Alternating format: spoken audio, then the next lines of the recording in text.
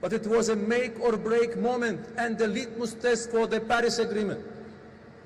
Failure would have shaken the multilateral system at a dangerous moment. So we humbly thank everyone who agreed that it was essential to move forward. After such difficult negotiations, now there can be no excuses. We asked vulnerable communities to accept the limits of how much support they could expect. Now, in equal measure, we insist that donors deliver in full, with developed countries taking the lead. A changing world is no excuse for backtracking. We already knew that the world was changing when we agreed the goal. Many used these changes to justify not going further. They cannot be used again as a reason for not meeting commitments.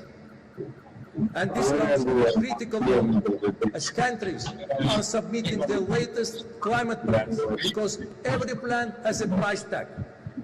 And delivering the Baku finance goal will be essential to success. Countries cannot cut emissions or protect communities if they cannot count on capital. Going backwards in the first year of the new goal would clearly be against the spirit of the agreement. It would undermine the entire process. It would leave communities underfunded and unprotected. We will therefore work to keep the Baku finance goal on the global agenda. As an outgoing presidency, this is our solemn duty. By fulfilling past promises, we restore faith in the system. We prove that building more agreements is not in vain. We dismantle the distract that we have seen too often, and we restore COP's sense of purpose. But the history of holding donors to account for the 100 billion is a disappointing one. It was raised at these podiums many times by many leaders, and we are forced to find more creative ways to make our points. So let me try this.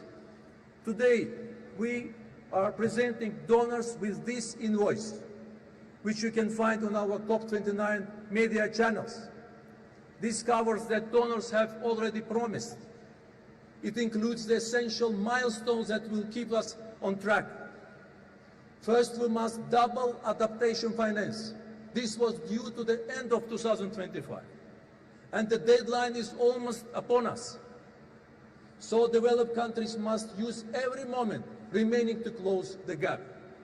Second, we need to triple the UN climate funds by 2030. This was a key demand of small island development states, and we all agreed. So we need substantial contributions to each fund's next replenishment round. The invoice concludes with the 300 billion promised by 2035. And in the same way, we expect countries to publish 10 years of plans in their NDCs and NAPs. We also expect donors to publish their plans for how they will deliver their fair share at 300 billion over these years. At COP29, we set out a vision to enhance ambition and enable action. Now it is time to enact the pact. These were collective agreements, but delivery depends on individual acts, country by country. And moving forward, given that countries already agreed that there should be balance between adaptation and mitigation, and the NCQG triples the previous 100 billion goal, we believe that it is only logical that we can set a target to triple adaptation finance. Dear friends, public finance is the backbone of the Baku finance goal, and there can be no distraction for duties to deliver. But we all must embrace the multilateral. We need everyone to move forward in every possible direction. That approach inspired the Baku to Belém roadmap. It can now serve as central reference for our work. And it was shown that the bus pay to 1.3 trillion is possible, but it demands political will and global action. Dear friends, it's a great honor to join a long line of former COP presidents. Building on the legacies of the COP to the next is essential. In Baku, we started to take the next logical steps to deliver the UAE consensus. And in Belém, we must make progress on the Baku finance goal. But this handover between co-presidencies is different. And it is special, because last year we closed the Paris rulebook. We finished a decade-long chapter. And with the NCQG, we set a framework for how to support developing countries over the next decade. So we are now entering the first full implementation cycle of the Paris Agreement. This is a new era. It is a decade that demands delivery, not debate. And with this gavel, my dear friend André will open this first full COP of implementation. But on the eve of this new era, we can see that some people still find themselves in a moment of doubt. They see challenges to multilateral cooperation. They question whether we can deliver. But we hold an annual climate summit to remind everyone that they are not alone in facing these obstacles. To everyone in this room and to everyone listening outside it, you are not alone. You are all part of an unstoppable wave that keeps building momentum. Every community fighting for survival. Every young person demanding a future.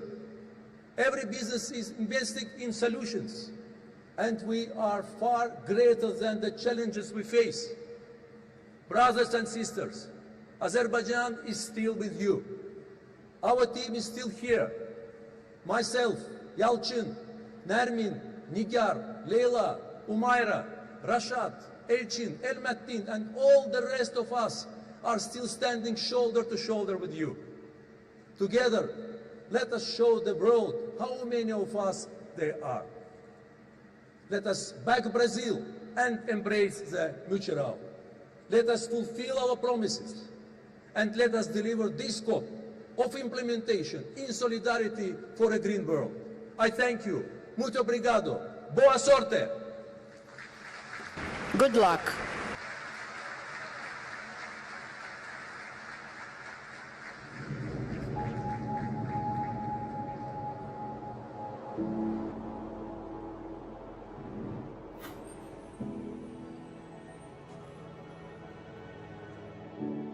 As the COP29 presidency, Azerbaijan faced an extraordinary task: to bring countries together to deliver real results.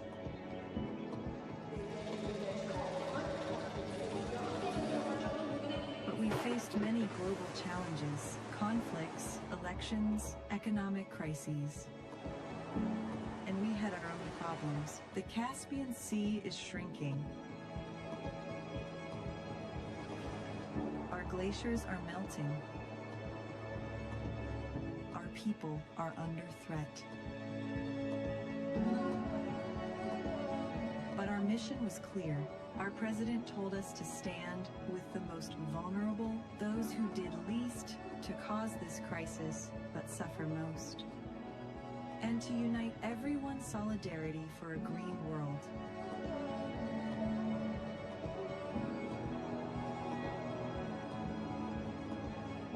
COP29 presidency worked tirelessly. We hosted open dialogue. We set out a plan to enhance ambition and enable action. And we welcomed you to Baku with tens of thousands of participants, 80 world leaders, for the second largest COP in history. We worked day and night, and there were moments when success seemed out of reach. But in the final hours, we landed a deal. The centerpiece, the Baku finance goal, was the largest financial commitment in UN history. Donors promised to mobilize $300 billion per year by 2035, and we set our sights on scaling up to 1.3 trillion from all sources.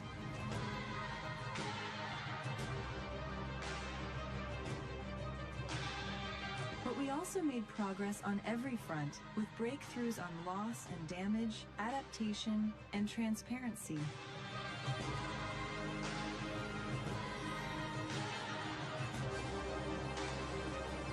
We unlocked carbon markets worth up to $1 trillion a year by 2050. Major economies announced deep emissions cuts. Every G20 nation now has a net zero goal. Over 130 countries signed the COP Truce Appeal, and we ran an action agenda to deal with everything from energy storage to methane and water.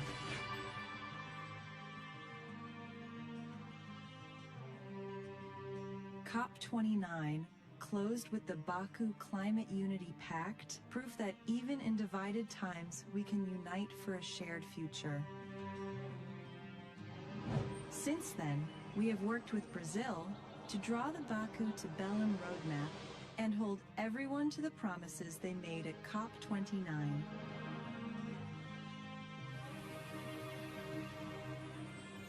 Now, we gather again in Brazil, where the UNFCCC was first signed, and in the heart of the Amazon. The task is clear. Back Brazil, fulfill our promises, give a green light to green investment, and keep moving forward in solidarity for a green world.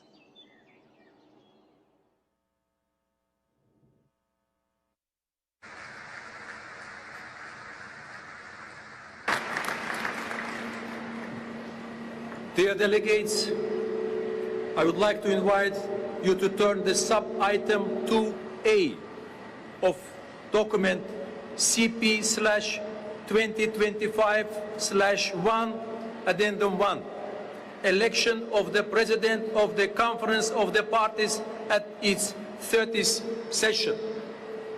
In accordance with the Rule 22, Paragraph 1 of the draft Rules of Procedure being applied, the office of the President is subject to rotation among the 5 UN regional groups. We continue the cycle with the President from the Latin American and Caribbean states. I am honored to propose that the Conference elects by acclamation His Excellency André Aranha Correa de Lago as President of the Conference for the Parties at its 30th session.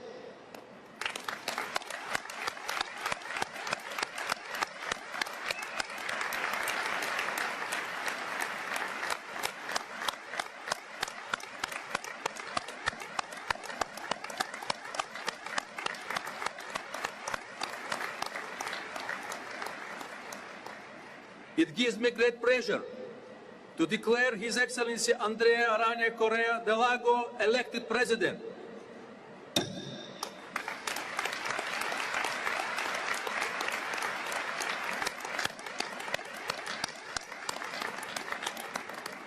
I congratulate His Excellency Correa de Lago on his election. Allow me again to wish him every success in guiding the work of the conference. I would invite His Excellency de Lago to take his seat at the podium.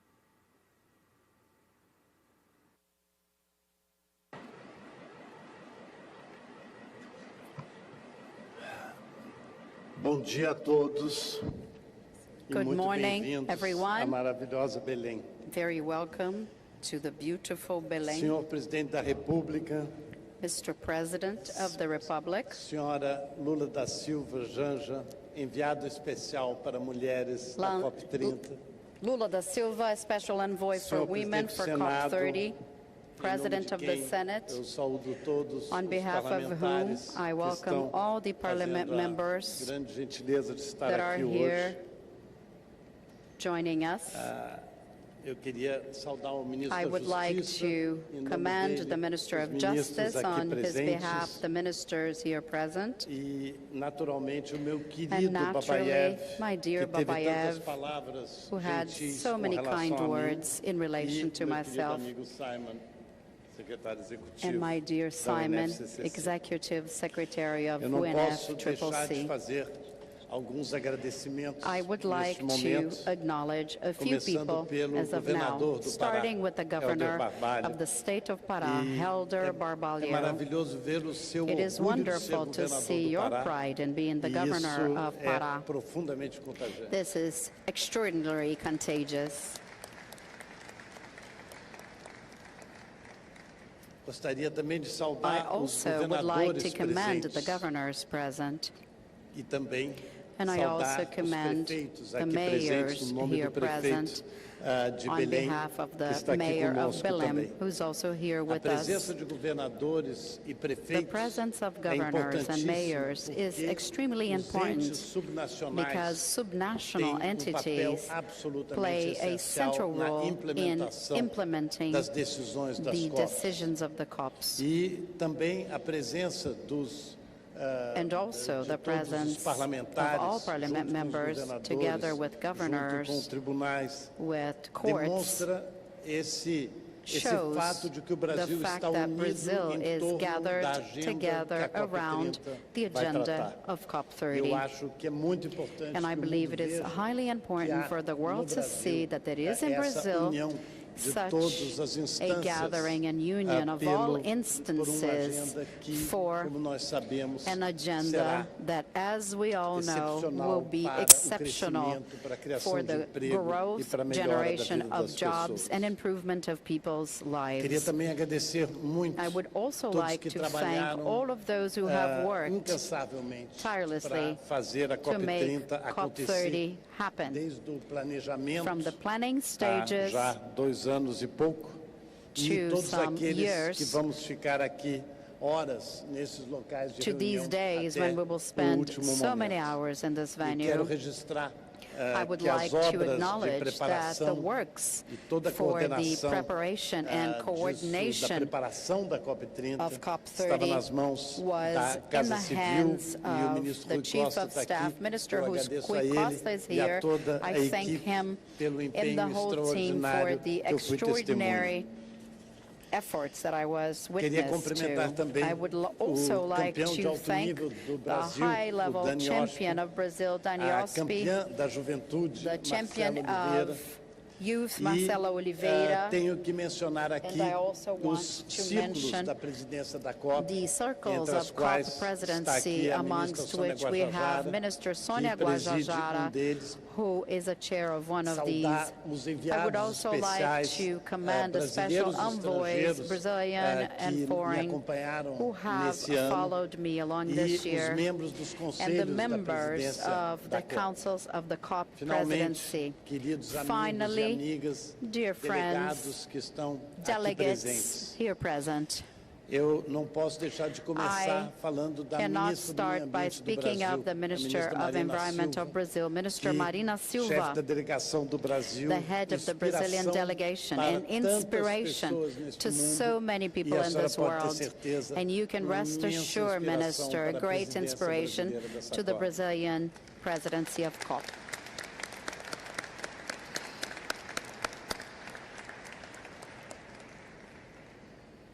É uma imensa honra assumir a It is presidência a da great COP30. honor to assume the presidency of 43 anos de carreira COP30. diplomática, I have 43 presidente. years of diplomatic Então, eu career, acho que eu consigo so I entender think I a can responsabilidade understand que eu tenho the pela frente responsibility e é ahead. grande. which is not small, not only during the 12 days of the conference, but also throughout the 12 months ahead of me as my mandate as the president of COP. In 1992, I was just a young diplomat working on the organization of Rio 92 conference, the United Nations Conference on Environment and Development, where the UN Climate Convention was born.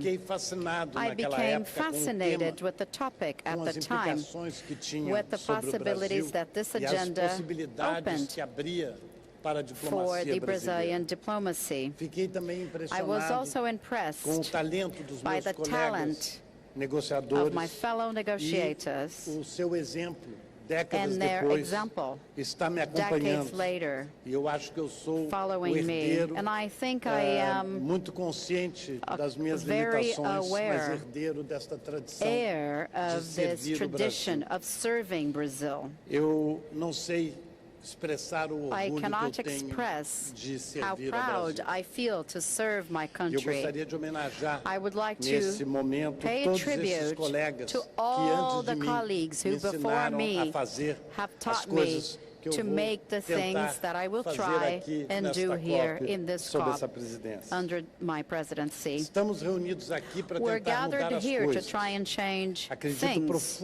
I deeply believe that human beings are essentially good, but we know that they are capable of terrible things, such as war, which has unfortunately returned to threaten the lives of so many. Yet humankind has done and continues to do extraordinary things, and to think that we can improve people's lives is what inspires us. And despite recent setbacks, living conditions around the world can continue to improve. Science, education, and culture show us the way. And in the fight against climate change, multilateralism is the way. And even if I may be biased in speaking well of multilateral diplomacy, I will do so. With the Montreal Protocol, in 2.5 decades, we were able to eliminate 95% of the gases that cause the ozone layer hole, which is now healing. To remind you that the Paris Agreement 10 years ago came in a moment in which we were supposed to exceed 4 degrees of temperature, and now we know that we have reduced a lot, but we know that we have to work much more to reduce even more. This is a moment of many celebrations. But we have to be humble enough and realistic enough to know there are still many things to be done. We're almost there, but we have to do much more. What has changed completely my perception about this process had to do with the sense of urgency. My background is in the defense of the interests of a country. Just like any of you here, we have to defend the interests of our countries. But urgency is the element that adds to it, which is something that is as present and that make us be reminded with sadness, such as this week in Brazil, in the state of Paraná, or in the Philippines, or a few weeks back in Jamaica. Our responsibility is immense. President Lula, I owe entirely to you the fact that I am sitting here today. I still do not fully know why I was chosen, but it might be because I could gather a wonderful team. And with this team, we are going to make what you expect us to do, always counting on your help, but I think you can count on us as well. During the mobilization process to prepare for the COP period, conseguimos que uma we were palavra able de that origem one indígena word, which is brasileira, an mutirão, indigenous se word in tornasse Brazil uma called palavra em multirão, todos os became a dicionários. word in every E é dictionary. através do mutirão And it is mesmo through the que nós vamos multirão poder that we are going to be implementar able to implement as decisões the decisions desta COP of e this das COP anteriores. and the previous Nós ones. queremos, já We dissemos want, tantas we have vezes, mas said many temos que times, repetir. but we have to Essa repeat. é uma COP que tem que This is a apresentar COP that has to soluções. present E a agenda de solutions, ação and que the nós action estruturamos agenda para that esta we COP, have da structured qual for vão this COP, participar tantos of which we ministros will de have many Estado ministers brasileiros e of outras state of Brazil and autoridades other em eventos authorities múltiplos in multiple de events dimensão, acredito, absolutamente with essencial para os passos absolute adiante. essential dimension. Essa agenda de ação This vai action mostrar agenda muitos will caminhos. show many Esta, pathways. portanto, é uma Therefore, COP de implementação. this is a COP Eu espero que of seja lembrada implementation. também I hope it como will uma be COP de adaptação, reminded as a COP of adaptation, uma COP que vai a COP avançar na of integração do clima na advancing economia, climate nas integration with atividades, the na criação economy, de activities, generation of jobs, e, mais do que tudo, and uma above COP all, que vai a COP ouvir e which will acreditar na hear ciência. and believe E nesse in sentido, science. presidente, And in this obrigado sense, por Mr. ter President, encontrado a thank fórmula you ideal for having para found definir the essa ideal COP, formula to que é a define COP this da COP, verdade. which is the COP of Muito obrigado truth. a todos. Thanks so much, everyone.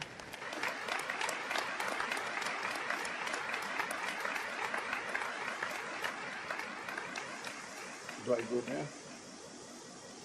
Agora eu tenho que aprender a ser Now, presidente da COP. I need to Graças learn a how Deus to eu tenho be ajuda COP aqui do meu president, lado. and thank God I have help right next to me.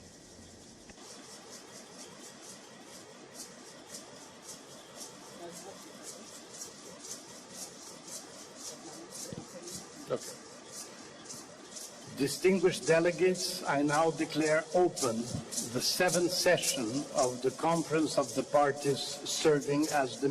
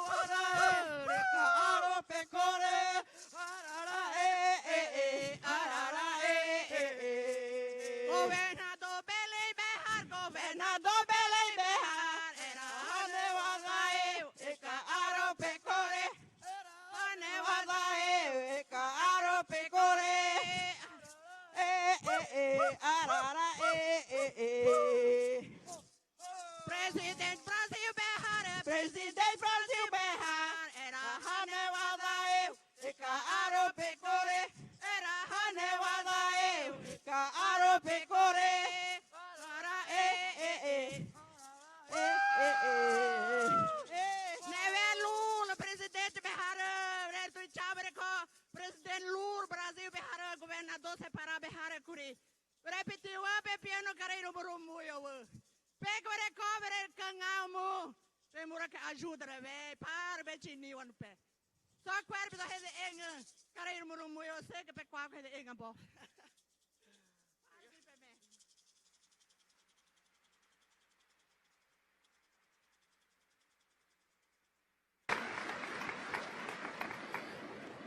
I want to thank Regina, Joana, and Lucas from the Guajajara people from Brazil, and this song that welcomes us in this territory, this amazing place where the guardians of the Amazon forest have kept for us until today. I am now, distinguished delegates, declare open the 20th session of the Conference of the Parties, serving as the meeting of the parties of the Kyoto Protocol.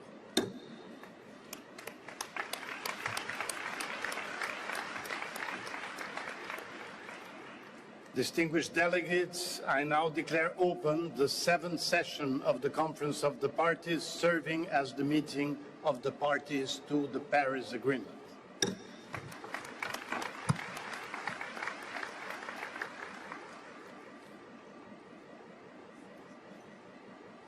Are we going to have the video?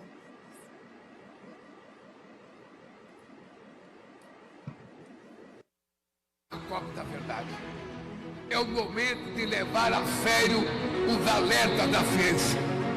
É hora de encarar a realidade e decidir se teremos ou não a coragem e a determinação necessária para transformá-los.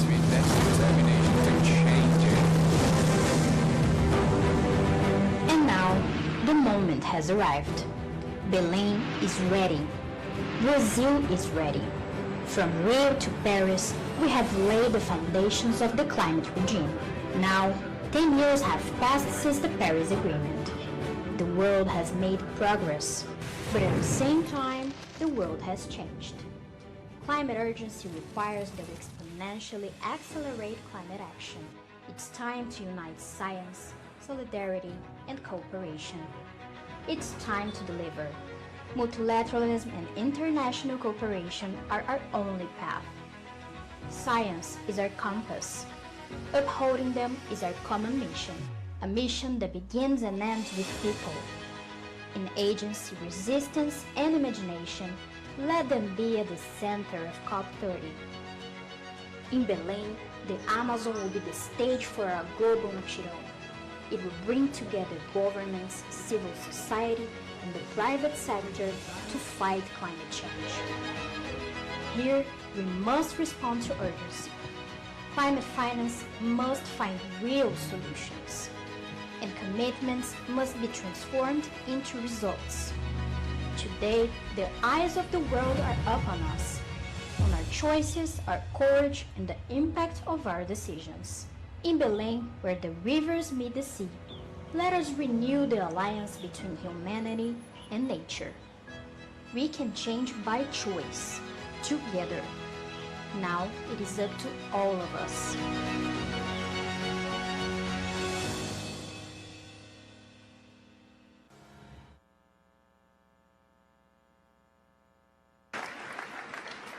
Distinguished delegates, friends and colleagues, it is my pleasure to invite Simon Steele, UNFCCC Executive Secretary, to address the plenary.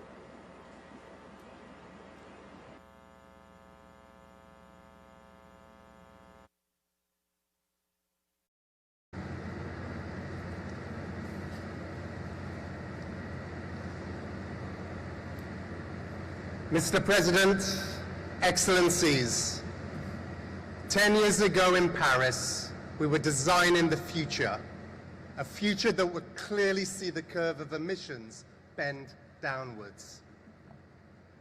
Colleagues, welcome to that future. The emissions curve has been bent downwards because of what was agreed in halls like this, with governments legislating and markets responding. But I'm not sugarcoating it. We have so much more work to do. We must move much, much faster on both reductions of emissions and strengthening resilience. The science is clear. We can and must bring temperatures back down to 1.5 degrees Celsius after any temporary overshoot. Lamenting is not a strategy. We need solutions. We find ourselves here in Belém at the mouth of the Amazon, and we can learn a lot from this mighty river. The Amazon isn't a single entity, rather a vast river system supported and powered by over 1,000 tributaries. To accelerate implementation, the COP process must be supported in the same way, powered by the many streams of international cooperation. Because individual national commitments alone are not cutting emissions fast enough. We don't need to wait for late NDCs to slowly trickle in, to spot the gap and design the innovations necessary to tackle it. Not one single nation among you can afford this, as climate disasters rip double digits off GDP. To falter whilst mega droughts wreck national harvests, sending food prices soaring, makes zero sense economically or politically. To squabble while famines take hold, forcing millions to flee their homelands, this will never be forgotten as conflicts spread. While climate disasters decimate the lives of millions, when we already have the solutions, this will never, ever be forgiven. The economics of this transition are as indisputable as the costs of inaction. Solar and wind are now the lowest cost power in 90% of the world. Renewables overtook coal this year as the world's top energy source. Investments in clean energy and infrastructure will hit another record high this year, with investments in renewables outstripping fossil fuels 2 to 1. So what needs to be decided here in Belém to match the opportunities with the scale of the crisis we face? Because we have already agreed we will transition away from fossil fuels. Now's the time to focus on how we do it fairly and orderly, focusing on which deals to strike to accelerate the tripling of renewables and doubling energy efficiency. We've already agreed to deliver at least 300 billion in climate finance, with developed countries taking the lead. We now need to put the Baku to Belen roadmap to work, to start moving towards the 1.3 trillion. We've already agreed a global goal on adaptation. We now need to agree on the indicators that will help speed up implementation to unleash its potential.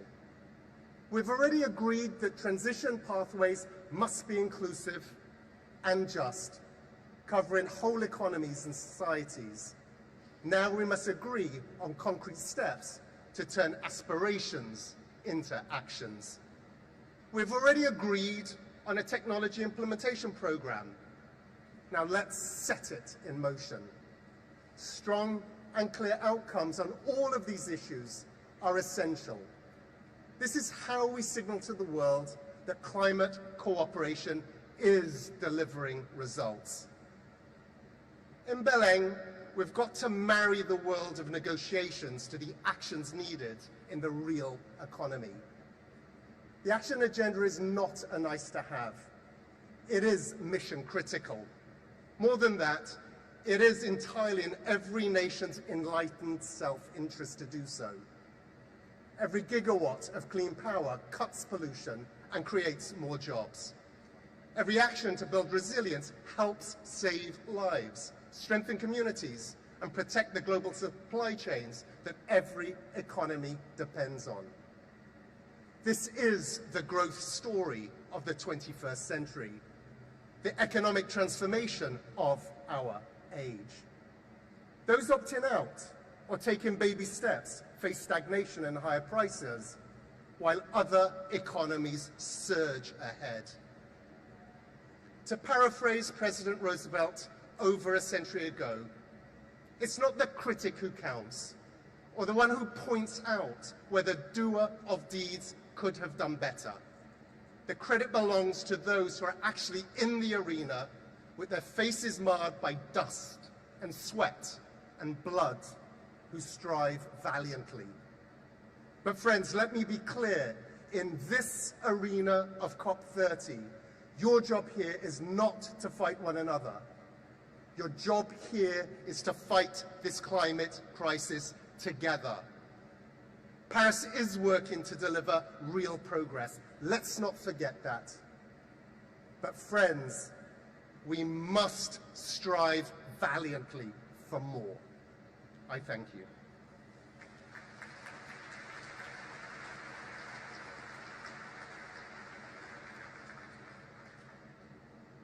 Thank you very much, Simon. We're now going to see a short video.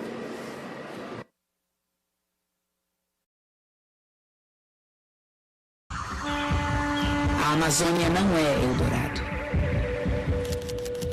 Seus rios voadores. Its flying rivers breathe life into the sky. Suas árvores. Its trees keep the heartbeat of the world. Seus povos. Its peoples hold an ancient knowledge, answers for today and for what lies ahead. Birds, fish, roots, soils, waters are our oldest relatives. Sacred beings guarding the secret of renewal. This living body mirrors the world's truth. In this realm of waters, cultures meet and burst into life. The future is calling. Belém, Mairi, ancestral ground. This is the cup of truth. Stand for life.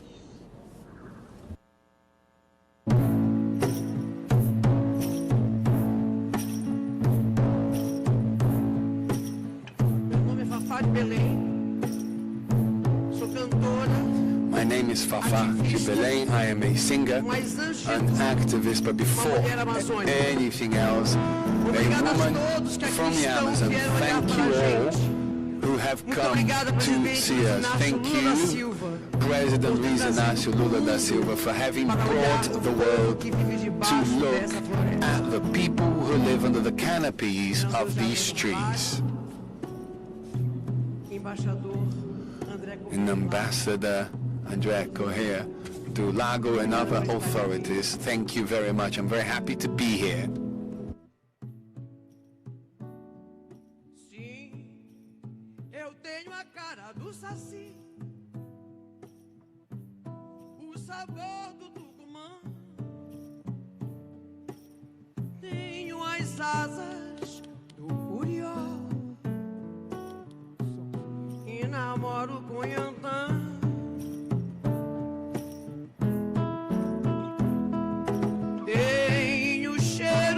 Patichuli e o gosto do tabereba. Eu sou açaí e cobra grande. O curupiraci saiu de mim, saiu de mim, saiu de mim. Ministra Marina Silva, sei dançar o tar do carimbó, e do lundu, caboclo lá de Cabetá e índio do Xingu. Sim,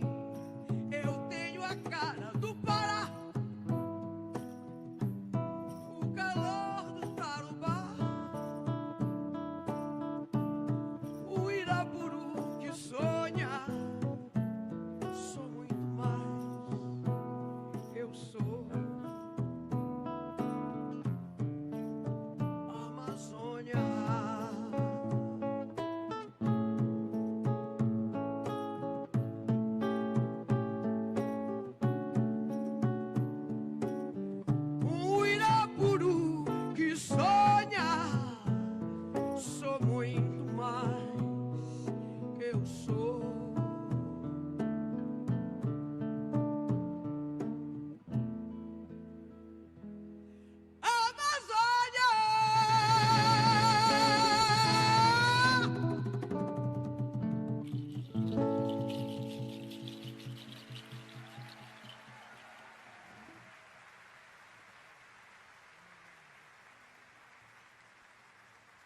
Recebam com muito carinho nossa ministra da Cultura, uma grande artista brasileira, colega de todos nós, Margarete Menezes.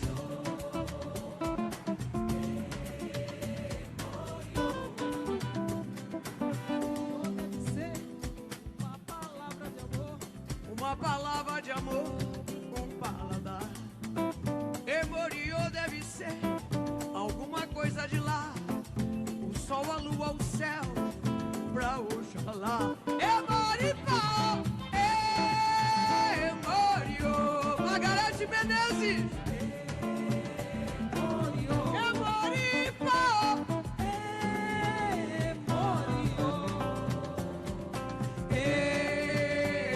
Emoriô. Emoriô deve ser uma palavra na cor, uma palavra de amor, um paladar. Paladar. Emoriô deve ser alguma coisa de lá. O sol, a lua, o céu, pra Oxalá. Emoripó, Emoriô. Emoriô. Emoripó, Emoriô. Salve a lua, salve o sol, salve a floresta, salve a humanidade, salve a Amazônia. O futuro da Amazônia é agora. Emoriô. Emoriô. Emoripó. Emoriô. Emoriô.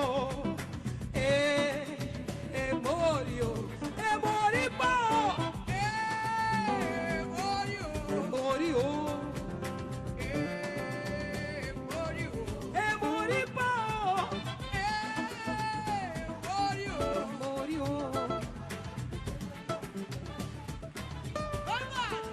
Salve a floresta, salve a Amazônia.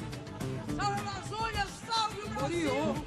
Salve as florestas tropicais.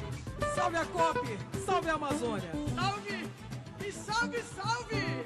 Salve a humanidade, salve a Amazônia. E salve a cultura popular.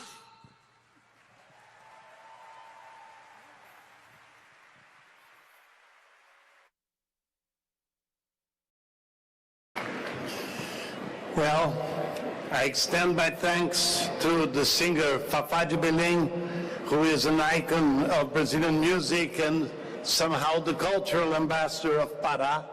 But Margarete Menezes, who came in second, is not only a distinguished musician, but she's also the Minister of Culture of President Lula.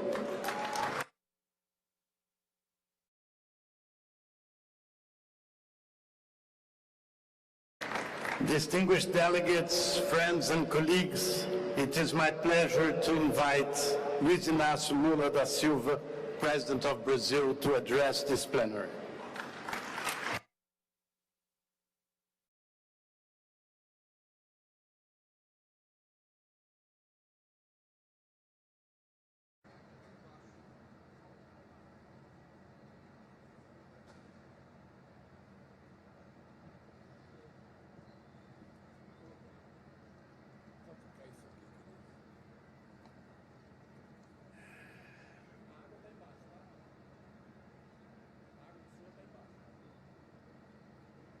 Eu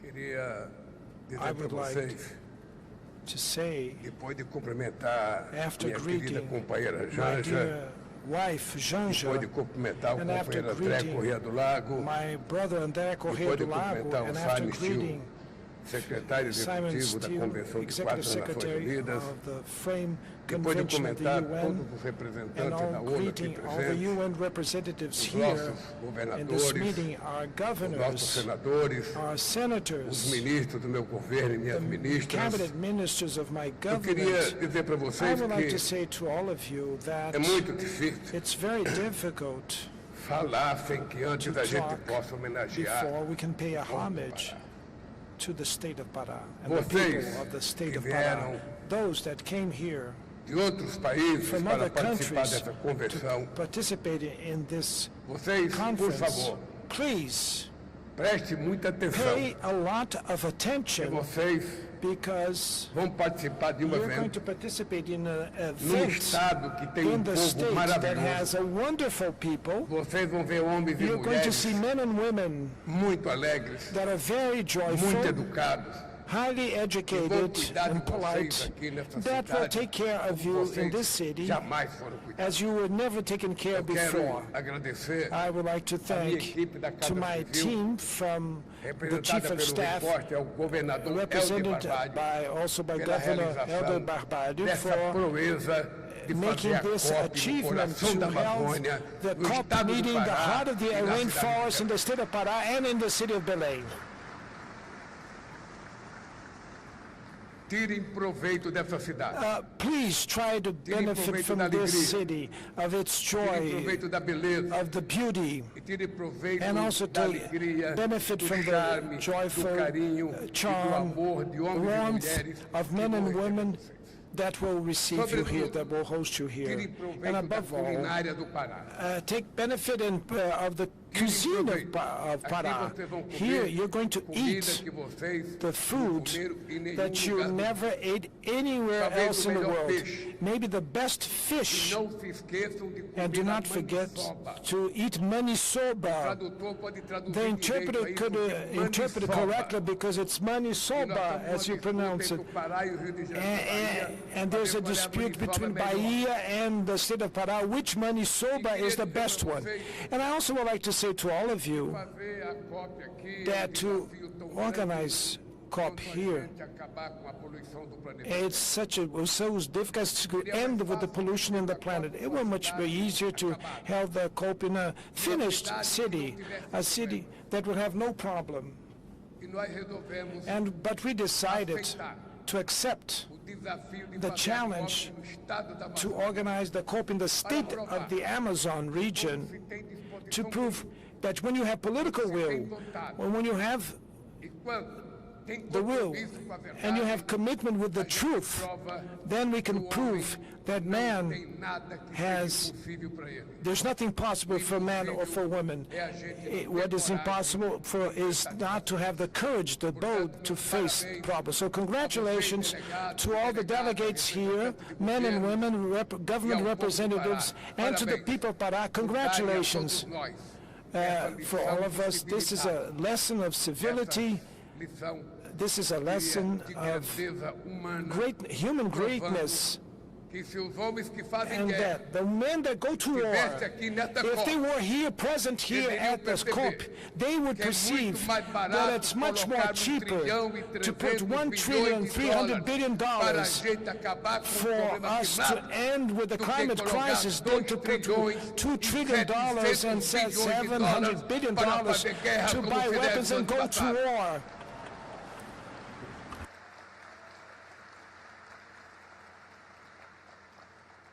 Há mais de 30 anos, For more than na 30 cúpula da years, Terra, at the Earth Summit meeting in '92, the leaders of the world gathered in the city of Rio de Janeiro to discuss development and environmental protection. In that moment, multilateralism was experiencing its apex.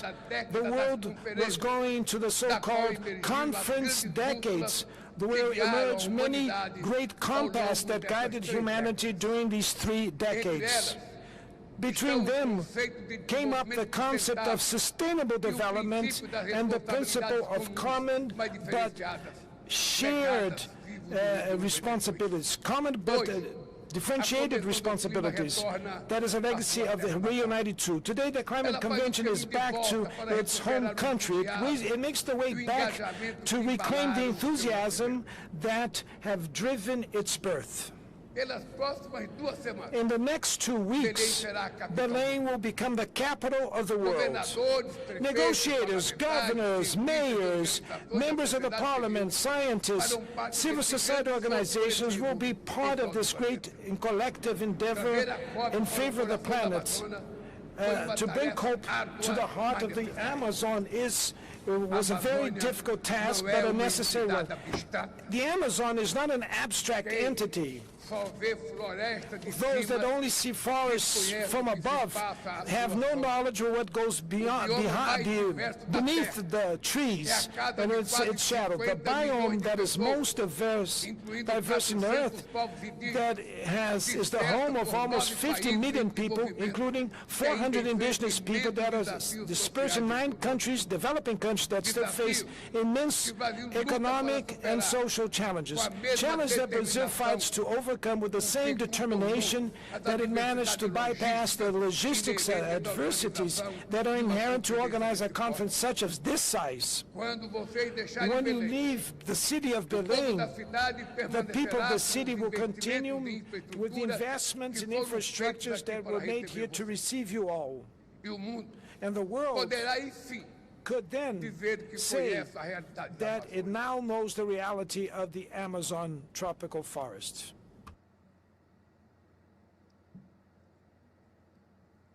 In the days that came before this conference, heads of state and of government, ministers of state, representatives of international organizations, and of civil society gathered during the Belém Summit meeting for climate.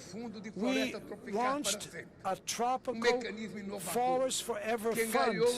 It's an innovative facility that in just one day was invested $5.5 billion in investments. We adopted collective commitments. First, integrated handling of fire.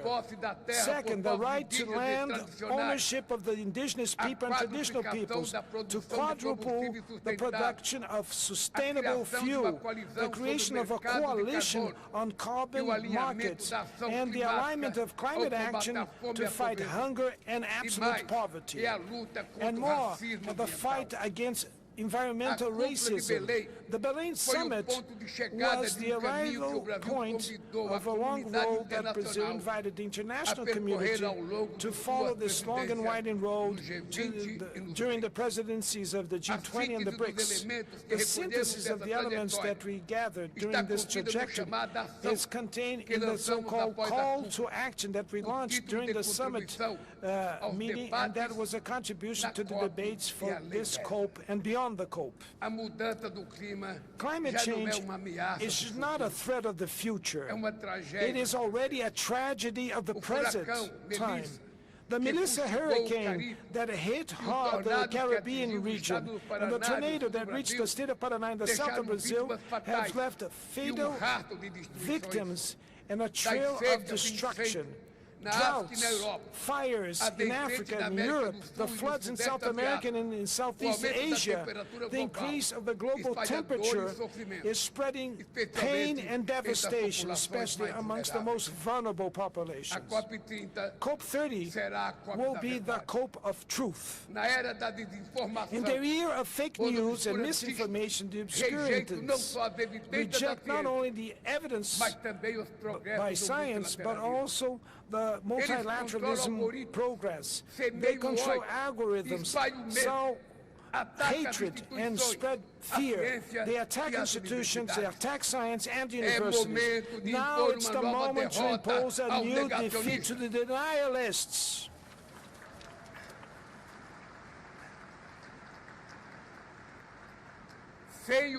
Without the Paris Agreement, the world would suffer with a catastrophic warming up of almost 5 degrees to the end of the century. So we're moving to the right direction, but at the wrong speed. At this pace, we would advance to a threshold that is higher than the 1.5 global temperature if we keep this pace. And this, to break away from this barrier, is a risk that we cannot take. Dear friends, our call to action is split in 3 parts. And on the first part, I make an appeal to those countries should abide to their commitments. And this means to formulate and implement the NDCs, the national determined contributions that will be ambitious. Then second, to assure financing, technology transfer, and capacity building for the developing countries, and to give the due attention to adaptations to the effects of the climate change. On the second part, I call the world leaders to accelerate their climate action. We have presented the roadmap for humanity so that in a planned and fair way we can overcome the reliance on fossil fuel, and we can stop at that and reverse the deforestation, mobilize resources for this end. Advance demands a more robust global governance to assure that words can be translated in deeds. The proposal of creation of a climate council linked to the General Assembly of the UN is a way to face this challenge and give it the political stature that it deserves. In the third part, I call the international community to place people in the core of the climate agenda. Global warming could push millions of people to hunger and poverty, and that we can have setbacks of decades of advancement. The unproportional impact of climate change on women, Afro descent, migrants, and marginalized groups that should be taken in account in the adaptation policies. It is fundamental to recognize the indigenous people, territories, and traditional communities in the efforts for mitigation. In Brazil, 13% of the territory are demarcated land for peoples indigenous. Maybe it's not much. We should have a fair transition needs to contribute to reduce the asymmetries between the global south and global north forged during centuries of emissions.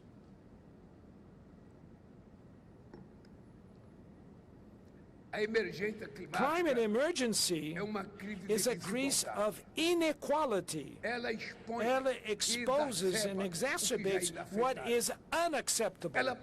It deepens the perverse logic of those that want to live with dignity and those that can live with dignity and those that should die. To change this choice, it is to give a chance to the future that cannot be dictated by tragedy. The lack of hope could extinguish the hopes of the youth.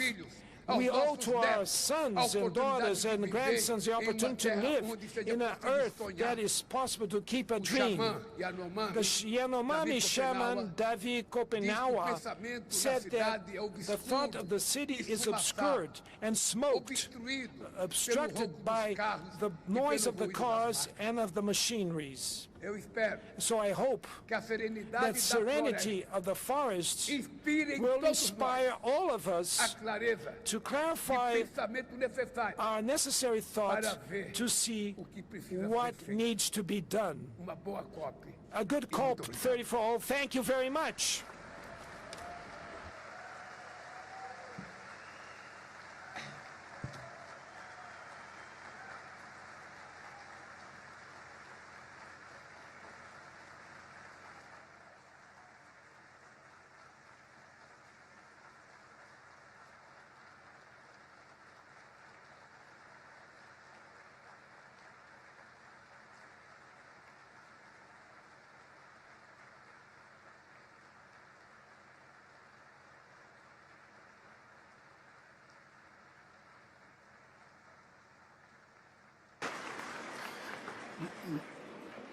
Muito obrigado, Presidente Lula.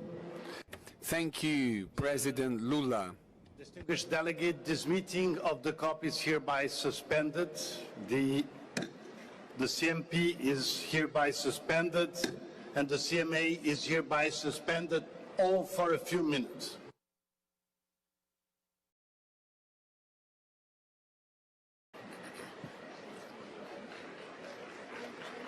Yeah. Excellencies will change. Excellency delegates, we will take a pause of 3 minutes and then we shall resume the sessions. We shall take a pause for 3 minutes and thereafter we will resume the session. So please take your respective seats for us to proceed in the next 3 minutes. Thank you.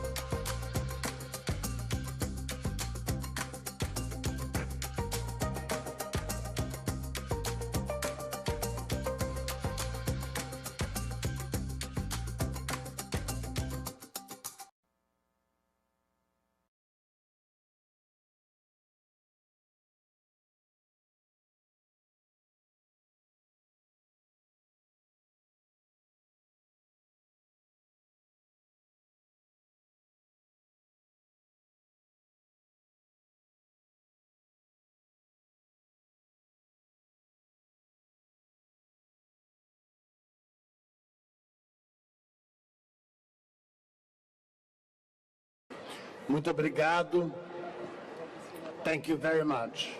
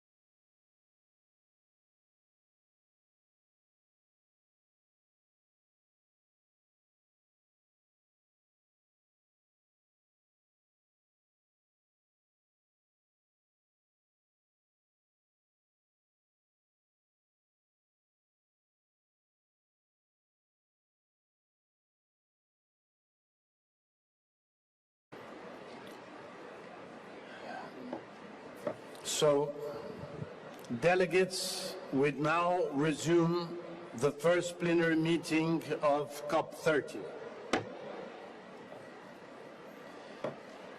We now resume the first plenary meeting of CMP20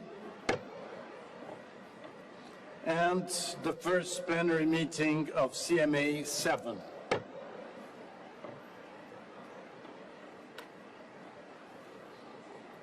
I will now present a video message from the chair of the Intergovernmental Panel on Climate Change, Jim Skier.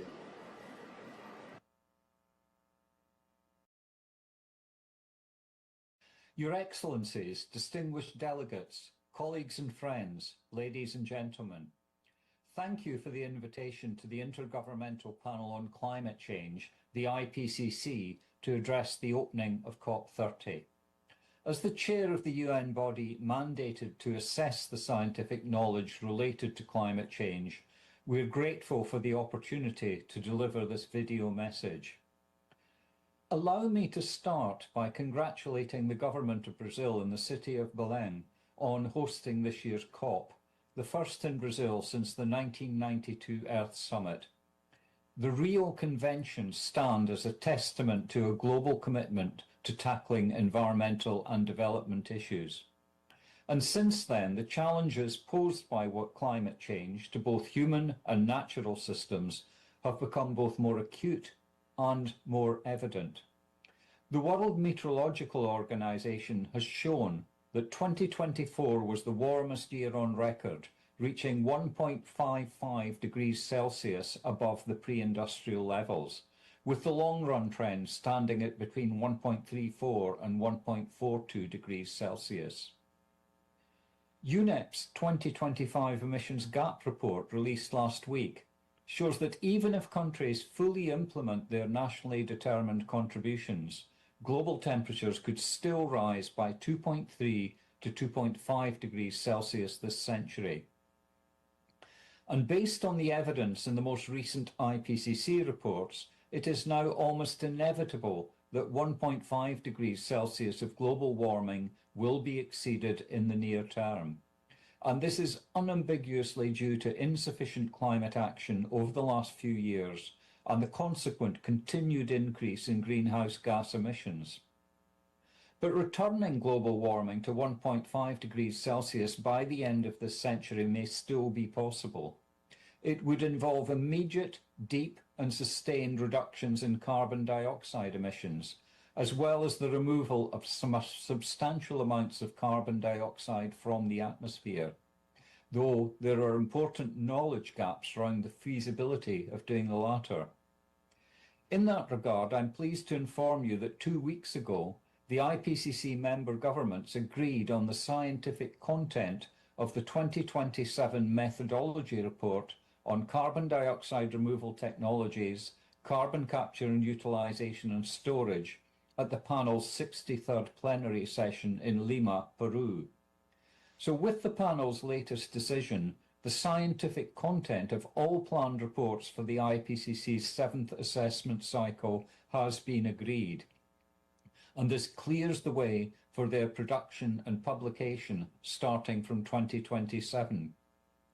Now, IPCC reports have unequivocally established that climate-related risks, losses and damage, and adaptation needs increase with every increment of global warming. The 7th Assessment Report, while certainly not neglecting mitigation, will place greater emphasis on climate resilience and adaptation. And for the first time in IPCC history, we will have chapters on adaptation finance and responses to losses and damages.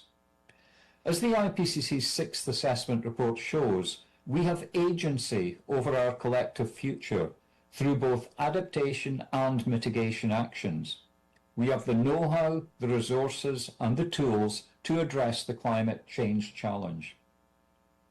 Ladies and gentlemen, the IPCC's capacity to assess and synthesize the vast and continually growing body of scientific knowledge on climate change, its impacts and available responses is unique. The key findings of our reports are durable. The many adaptation and mitigation options identified in our reports can be implemented right now. The IPCC is going to continue to deliver clear, authoritative, timely and actionable scientific findings that can support UNFCCC processes. So I wish you all fruitful and constructive discussions in Belém, and I will be following your work closely and contributing to several events remotely. Thank you.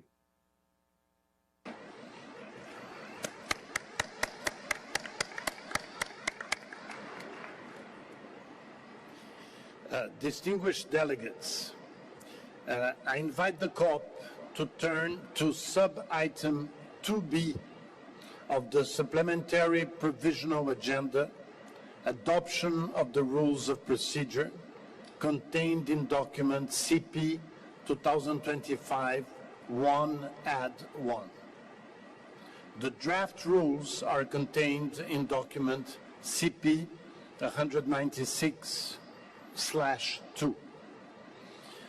Parties may recall that the draft rules of procedure are being applied with the exception of Rule 42 due to lack of consensus on their adoption. At COP29, the Presidency held consultations and reported that there continues to be no consensus on the matter and proposed that consultations continue at COP30. I therefore propose that we continue to apply the draft rules of procedure with the exception of Rule 42. I propose that a senior member of my delegation conducts consultations on this issue. I will report on the outcome of those consultations. Hearing no objections, it is so decided.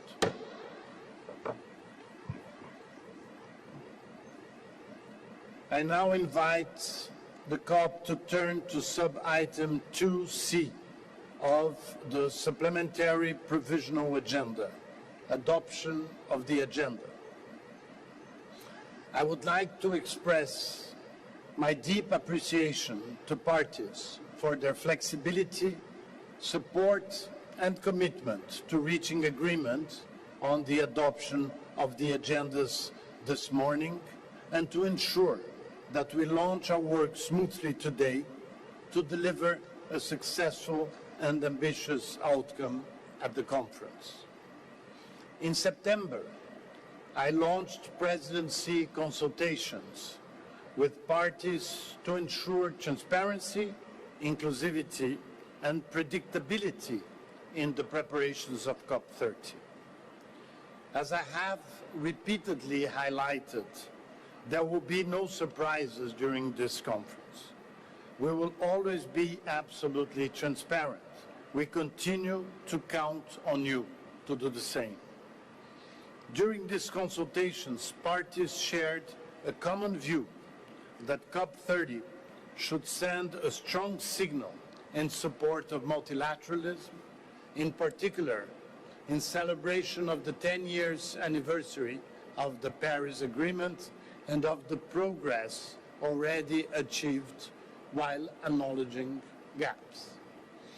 During those consultations, I have consultations with negotiating groups and parties on the smooth and swift adoption of the agendas at the opening day at the COP today. Yesterday, we convened a heads of delegation meeting to reach a common understanding for the adoption of the agendas. During the consultations, I heard the strong desire among all parties for a smooth and swift adoption of the agendas that sets a positive tone and momentum to our work. Regarding the 8 items proposed by parties to be included on the provisional agendas at COP30, CMP20 and CMA7, there was recognition that all issues and concerns underlying the proposals are legitimate and require attention. The proposals reflect genuine concerns and are proposed in a constructive spirit. I invite parties to note that the proposed agenda item on implementation of decisions 1/CMA.5 on the outcome of the first global stocktake was withdrawn by the proponents. I wish to thank them for their flexibility. Further to the consultations and heads of delegation meetings, please allow me to inform you of the understanding reached regarding the adoption of the agendas at COP30, CMP20 and CMA7. I propose that the governing bodies adopt their agendas as presented in their respective provisional and supplementary provisional agendas, with the 8 items proposed by parties not included. I further propose that issues related to the following proposed items on provisional and supplementary provisional agendas be considered through presidency consultations convened during the session, which will be open to observers. The item entitled Implementation of Article 9, Paragraph 1 of the Paris Agreement. The item entitled Promoting International Cooperation and Addressing the Concerns with Climate Change Related Trade-Restricted Unilateral Measures. The item entitled Responding to the Synthesis Report on Nationally Determined Contributions and Addressing the 1.5 degrees Ambition and Implementation Gap. And the item entitled Reporting and Review Pursuant to Article 13 of the Paris Agreement, Synthesis of Biennial Transparency Reports. I will convene a stock-taking plenary on Wednesday, November 12, to update on those presidency consultations.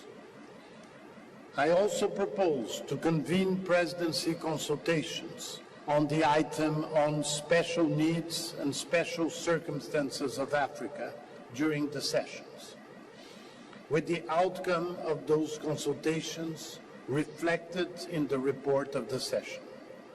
In addition, I will organize a special event during this session and a summit under the action agenda on the special needs and special circumstances of Africa in the year 2027 will be convened. I will also convene presidency consultations on the proposed item on mountains and climate change, with the outcome of those consultations to be reflected in the report of the session. With respect to the proposed item on climate change and health, this matter will be considered under agenda items on adaptation. I also propose that the following items be deferred to COP31. COP sub-item 8A, matters relating to finance, long-term climate finance, and COP item 13, periodic review of the long-term global goal under the Convention and of overall progress towards achieving it. Hearing no objections, it is so decided.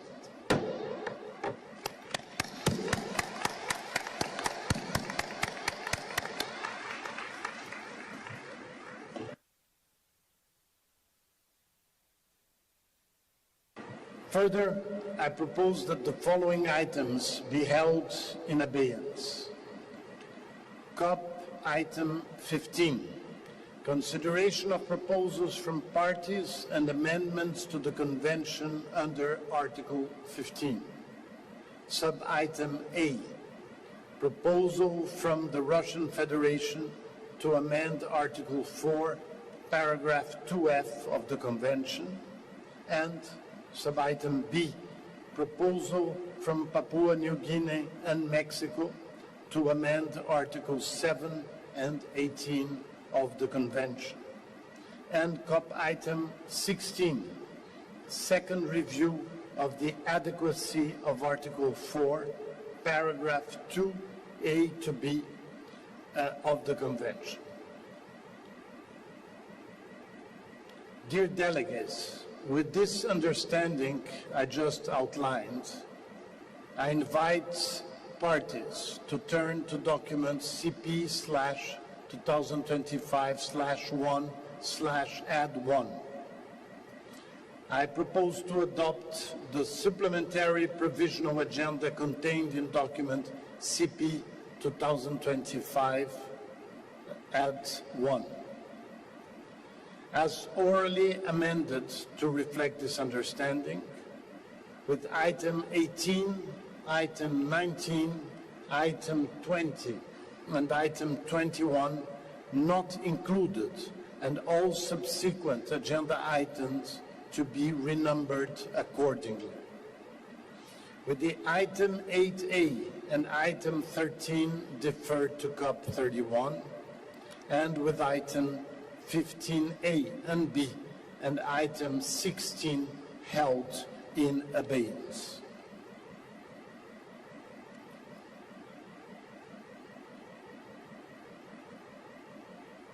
No request. Hearing no objections, it is so decided. I now invite the conference to consider sub-item 2A of the CMP provisional agenda, adoption of the agenda. I invite parties to turn to document CMP 2025/1, with the understanding that I just outlined in the COP. I propose to adopt the provisional agenda contained in document CMP 2025/1 as orally amended to reflect this understanding, and with item 12 and item 13 not included, and all subsequent agenda items to be renumbered accordingly. I also propose that the following agenda item be deferred to CMP 21. CMP item 10, report on the high-level ministerial roundtable on increased ambition of Kyoto Protocol commitments.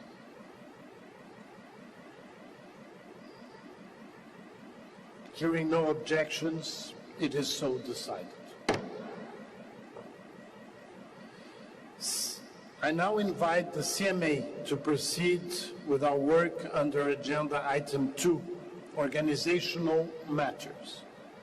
I invite the CMA to consider sub-item 2A of the CMA supplementary provisional agenda, adoption of the agenda. I invite parties to turn to document CMA/2025/1/add3. With the understanding just outlined, I propose to adopt the supplementary provisional agenda contained in document CMA/2025/1/add3, as orally amended to reflect this understanding, with items 7B, item 18, item 19, item 20, item 21, and item 22 not included, and all subsequent agenda items to be renumbered accordingly. Hearing no objection, it is so decided. Excellencies, distinguished delegates, allow me once again to express my appreciation for the effort of all parties that allowed us to smoothly adopt these agendas so that we can bring our work. Our success in launching our work without delay sends an immediate and important message of commitment to expeditiously commence our important and urgent work on all items of our agendas. Allow me now to provide an overview on how our work will be conducted today. The order in which the items will be taken up is projected on the screen.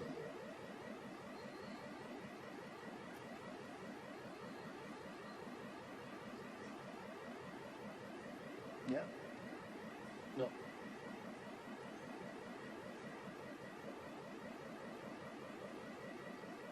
Nope. We will first take up organizational matters, starting with the COP, followed by the CMP and then the CMA. We will then turn to the COP item 2E on admission of organizations as observers. We will then turn to COP agenda item 2F, CMP agenda item 2C, and CMA agenda item 2C to outline how work will be organized, including for the sessions of the subsidiary bodies. We will then proceed to launch work on COP-only items, followed by CMP-only items, before launching work on CMI-only items. Then work will be launched on interrelated items across the agendas of the governing bodies. In these plenaries, I will also invite the COP, the CMP, and the CMA to consider and adopt draft decisions recommended by the subsidiary bodies at their 62nd sessions in June. With this explanation, I would like to begin. I now invite parties to return to the COP. I invite the COP to turn to sub-item 2E of the agenda, admission of organizations and observers. The conference has before it document CP/2025/3, which includes a list of IGOs and NGOs that have expressed interest to participate in the UNFCCC process as observers, and the list of already admitted observer organizations that have, since their admission, legally changed their name as a result of rebranding, merging with other organization, or being subsumed by the parent organization that has applied for admission. The list of new organizations was the basis on which they were informed of their provisional admittance status to COP30, on the understanding that the final authority to grant admission lies with the COP.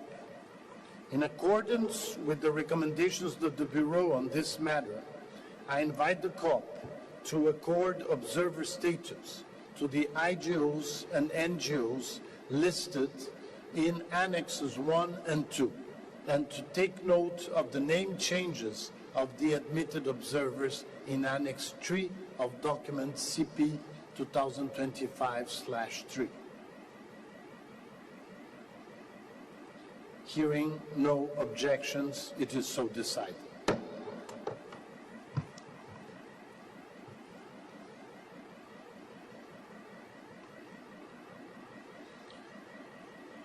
Please note, and I think everybody noted, that the items are not yet projected on the screen, but they will be shortly. There is a slight delay due to technical issues.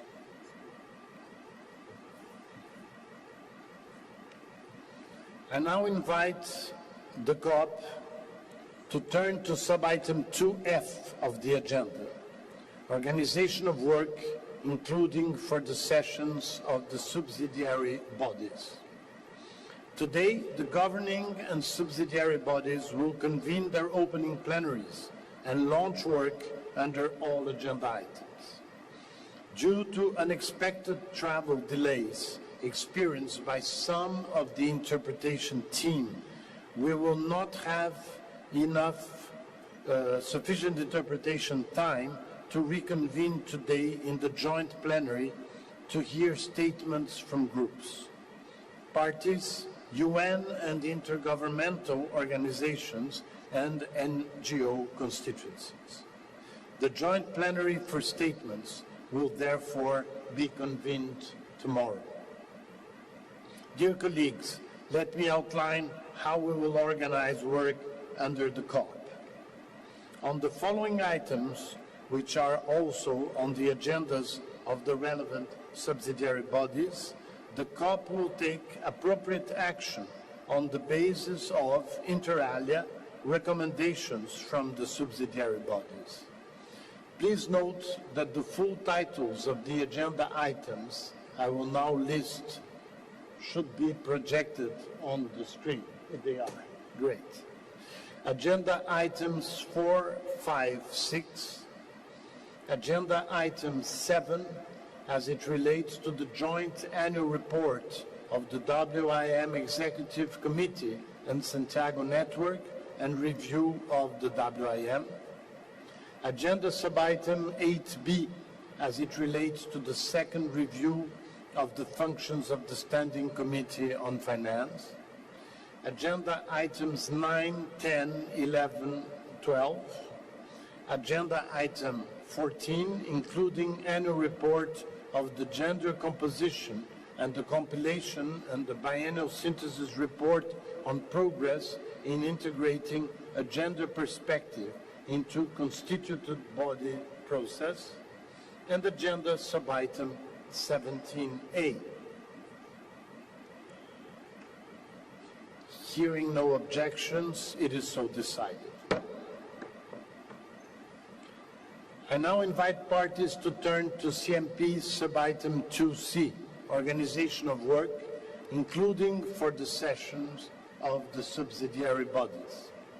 On the following items, which are also on the agendas of the relevant subsidiary bodies, the CMP will take appropriate action on the basis of recommendations from, inter alia, the subsidiary bodies.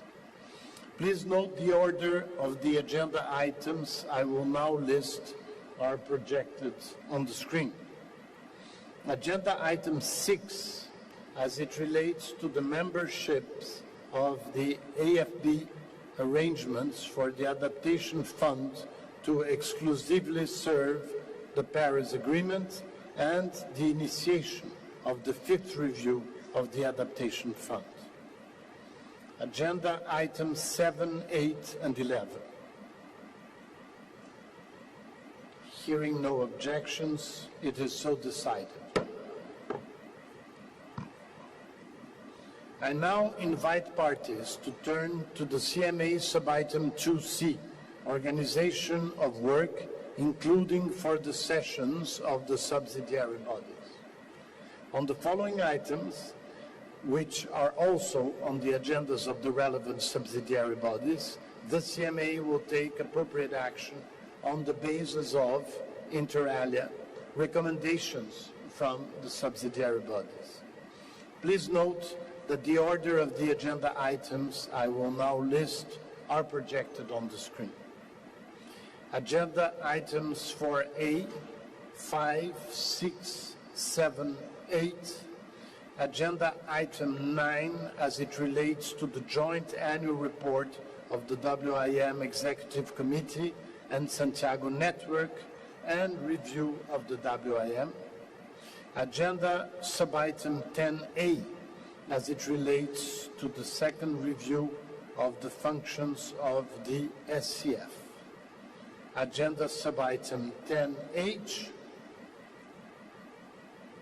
agenda items 11, 12, 13, 14, 15, and 17. Hearing no objections, it is so decided.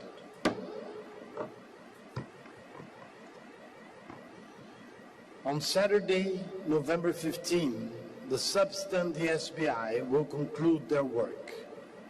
I look forward to receiving the outcome of the work of the Substa under the leadership of Adonia Yebare and of the SBI under the leadership of Julia Gardner. After the closure of the Substa and the SBI, I will convene a plenary meeting to propose the modalities of work for the second week of the conference. Dear delegates, we will now launch work starting with items that are exclusively on the COP agenda.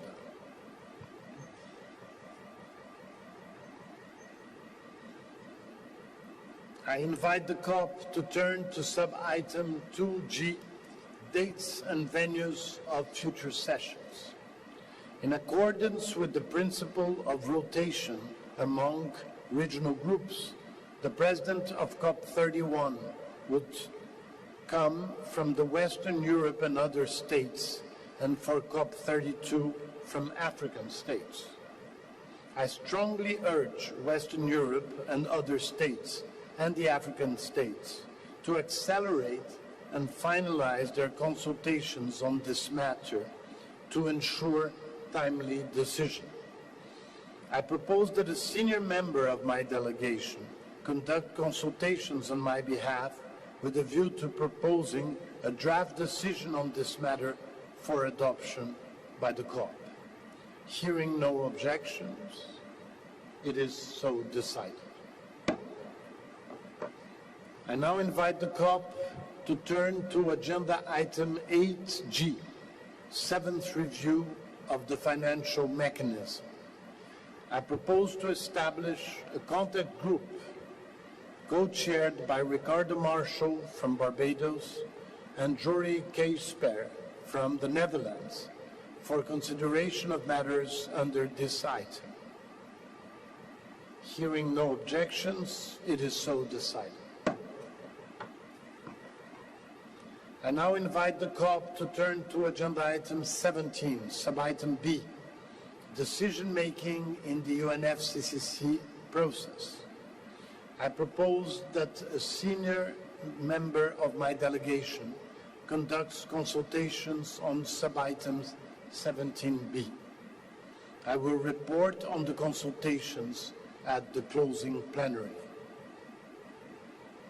Hearing no objections, it is so decided. I now invite the COP to turn to agenda sub-item 3A, report of the subsidiary body for scientific and technological advice. I invite the co-facilitators of the 2025 Ocean and Climate Change Dialogue, convened at Substa 62, to present the findings of the informal summary report. I give the floor to Ulrich Lennertz to present the findings on behalf of both co-facilitators. Ulrich, you have the floor.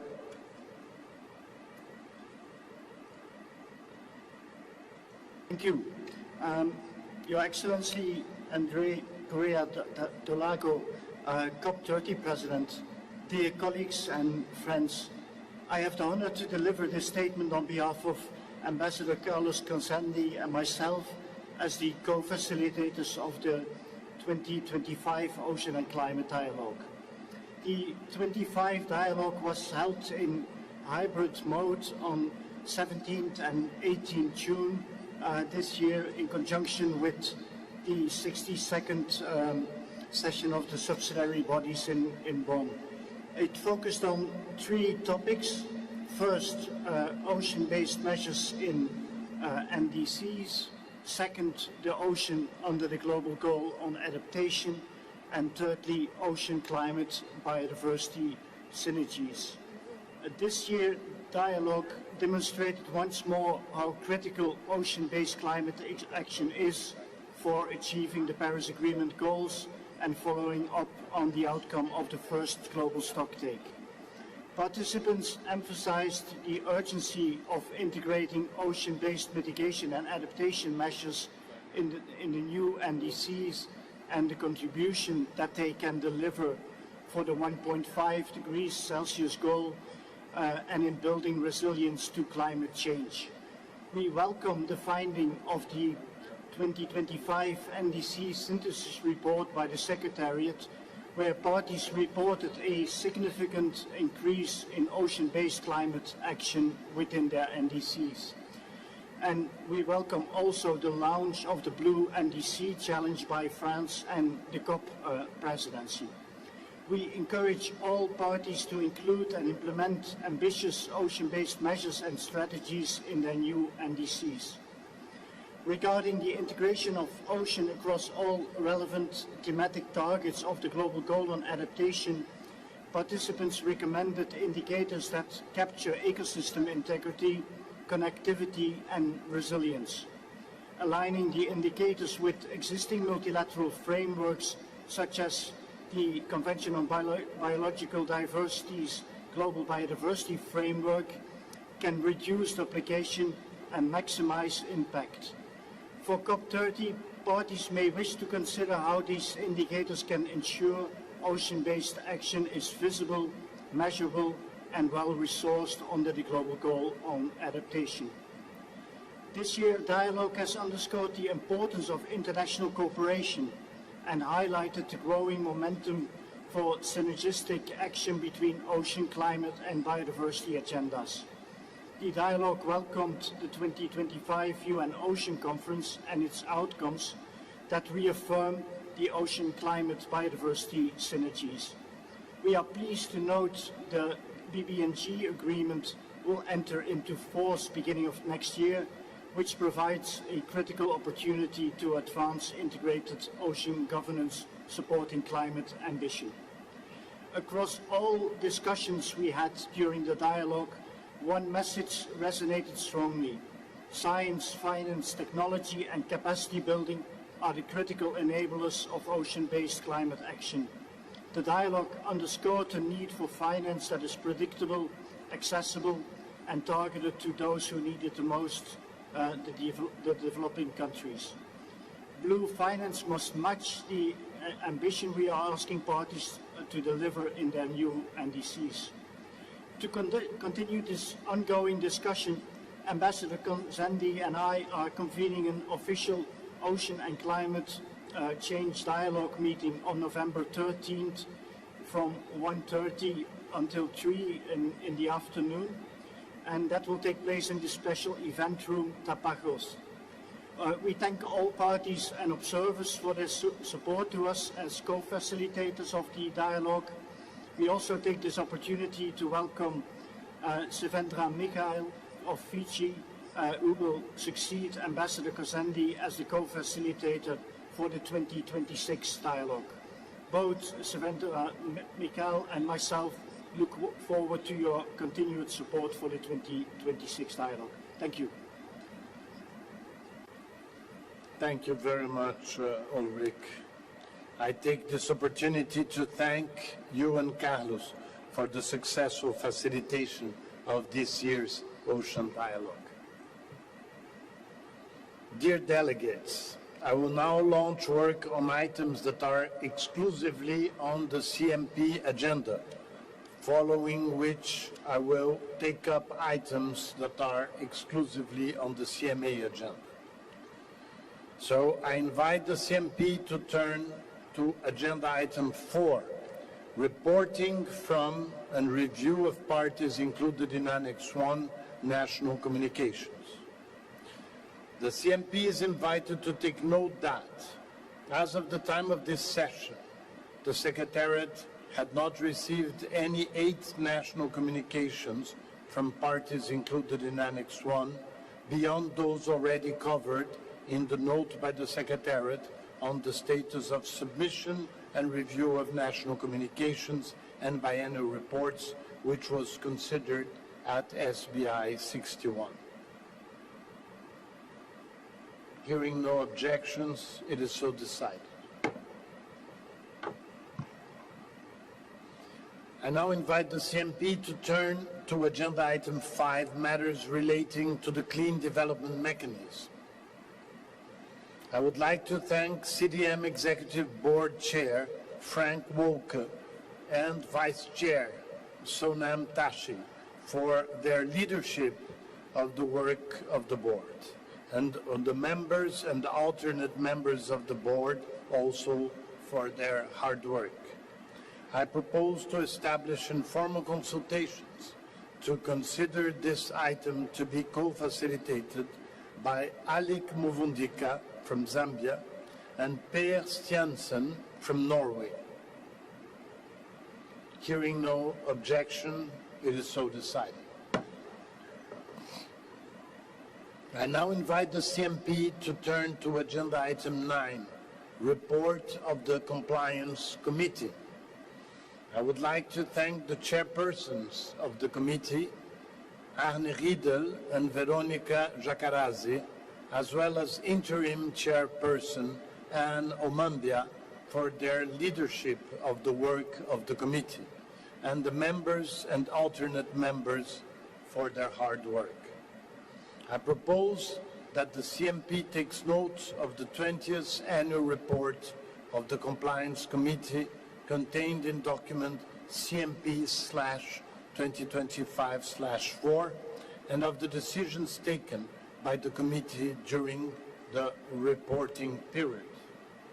I further propose that the CMP takes note of the final compilation and accounting report for Liechtenstein for the second commitment period of the Kyoto Protocol contained in document CMP/2024/CAR/LIE/Rev1, which was issued following the committee's resolution of its last question of implementation. Hearing no objections, it is so decided.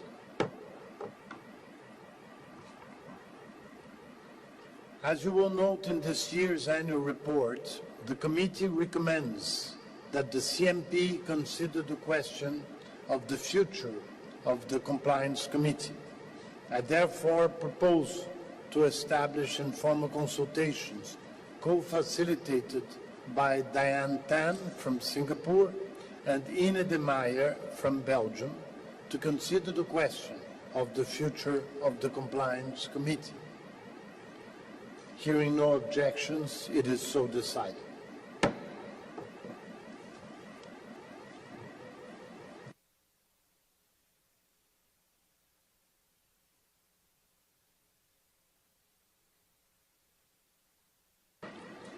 Dear delegates, I will now launch work on items that are exclusively on the CMA agenda.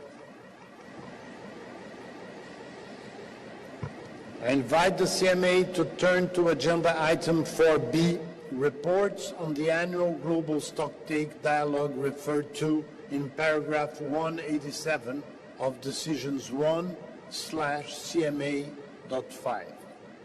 I propose to establish informal consultations co-facilitated by Noura Alissa from Saudi Arabia and Karle Kupiainen from Finland to consider matters under these sub-items. Hearing no objections, it is so decided. I'll now invite the CMA to turn to agenda item 10G, Sharm el-Sheikh dialogue on the scope of Article 2, paragraph 1C of the Paris Agreement and its complementarity with Article 9 of the Paris Agreement. I would like to thank the co-chairs, Gabriela Blatter, and Mohamed Ibrahim Nasser Salem for their work throughout 2025 in guiding the dialogue and preparing the report on the dialogue. I propose to establish a contact group co-chaired by Raf Bodul of the European Union and Zahir Fakir from the UAE for consideration of matters under this sub-item. Hearing no objections, it is so decided. I now invite the CMA to turn to agenda item 15A, implementation of the guidance on cooperative approaches referred to in Article 6, paragraph 2 of the Paris Agreement. I propose to establish informal consultations co-facilitated by Pacifica Asheng Ogola from Kenya and Per Stiansen from Norway for consideration of matters under this item. Hearing no objections, it is so decided. I now invite the CMA to turn to agenda item 15B, rules, modalities and procedures for the mechanism established by Article 6, paragraph 4 of the Paris Agreement and referred to in Decision 3 CMA.3.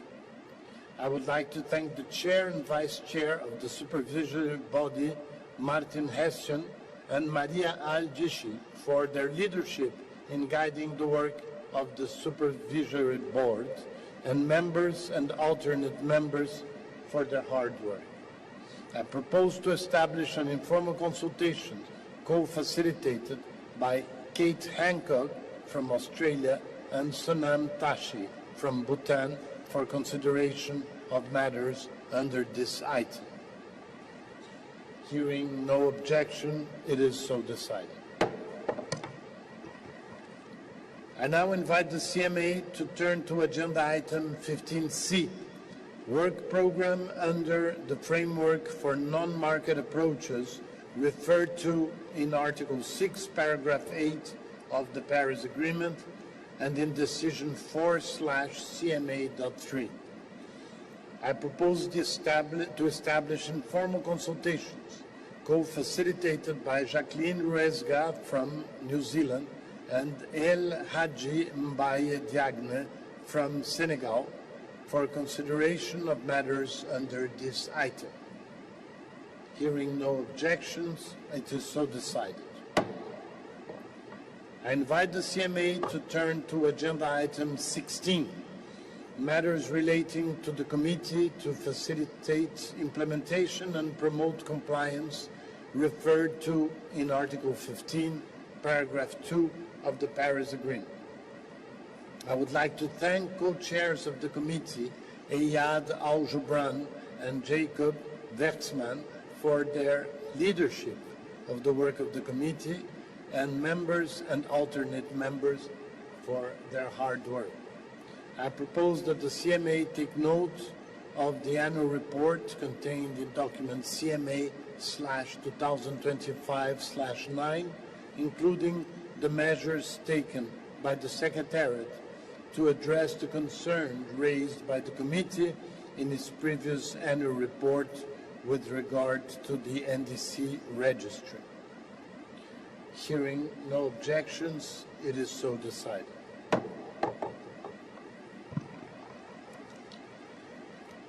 Given that concerns raised in the 2024 annual report have been addressed, I understand that there is no need for the CMA to continue consideration of the 2024 annual report.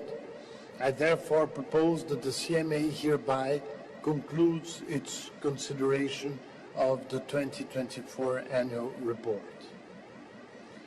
Hearing no objections, it is so decided.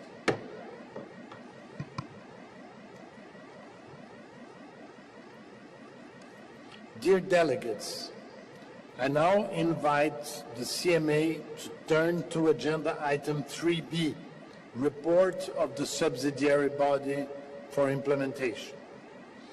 SBI 62 recommended the draft CMA decision contained in document SBI/2025/11/add1, entitled Guidance Relating to Adaptation Communications for Consideration and Adoption.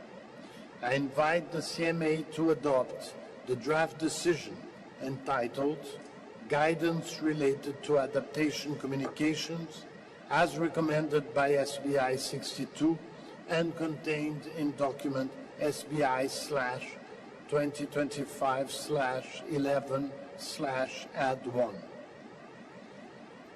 Hearing no objection, it is so decided. Distinguished delegates, I would like to take this opportunity to draw parties' attention to document CMA/2025/8. The document was prepared by the Secretariat at the request of CMA3 and presents an update of the synthesis report on nationally determined contributions under the Paris Agreement, referred to in Decision 1, CMA2, paragraph 10. The synthesis report, which is available on the UNFCCC website, provides an overview of where parties stand in terms of the ambition and actions outlined in their nationally determined contributions and long-term low greenhouse gas emission development strategies, and can serve as useful inputs to our deliberations here in Belém. Dear delegates, we will now launch work on items that are interrelated across the COP, CMP, and CMA agendas. I invite parties to turn to COP Agenda Item 8B and CMA Agenda Item 10A, matters relating to the Standing Committee on Finance. I thank the co-chairs of the SCF, Diane Blacklane and Apollonia Miola, for their leadership and the work of the committee, and the members of the committee for their hard work. I propose to establish a joint contact group co-chaired by Hendrike Reich from Germany and Deborah Lee Swanepoel from South Africa for consideration of matters under these sub-items. I invite parties to turn to the COP Agenda Item 8C, Report of the Green Climate Fund to the Conference of the Parties and Guidance to the Green Climate Fund, and CMA Agenda 10B, Guidance to the Green Climate Fund. I thank Seini Nafo and Leif Homberg, co-chairs of the GCF board, for their leadership of the work of the board, and members of the board for their hard work.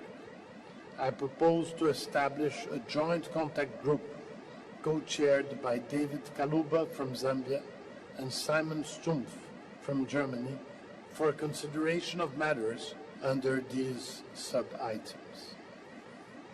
I invite parties to turn to COP Agenda Item 8D, Report of the Global Environment Facility to the Conference of the Parties and Guidance to the Global Environmental Facility, and CMA Agenda Item 10C, Guidance to the Global Environmental Facility.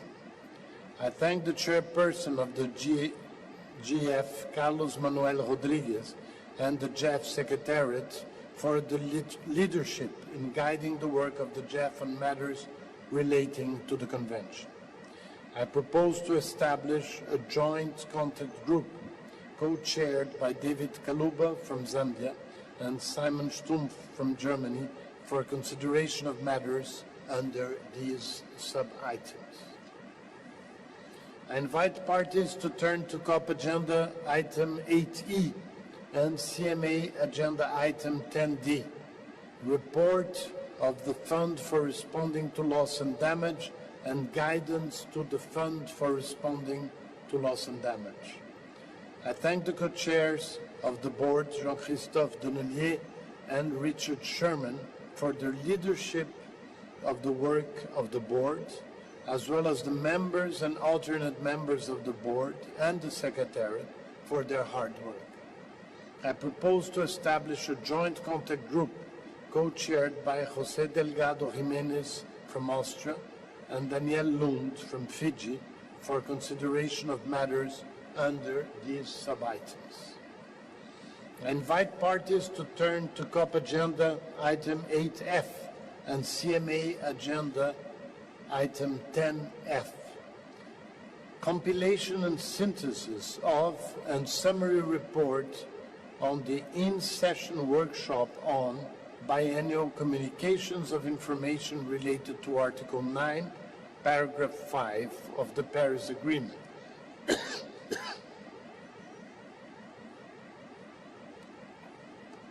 I note that the CMA will convene on 15 November a high-level ministerial dialogue on climate finance to be informed by the compilation and synthesis of the third biennial communications from developed country parties and summary report of the third biennial in-session workshop on information to be provided by parties.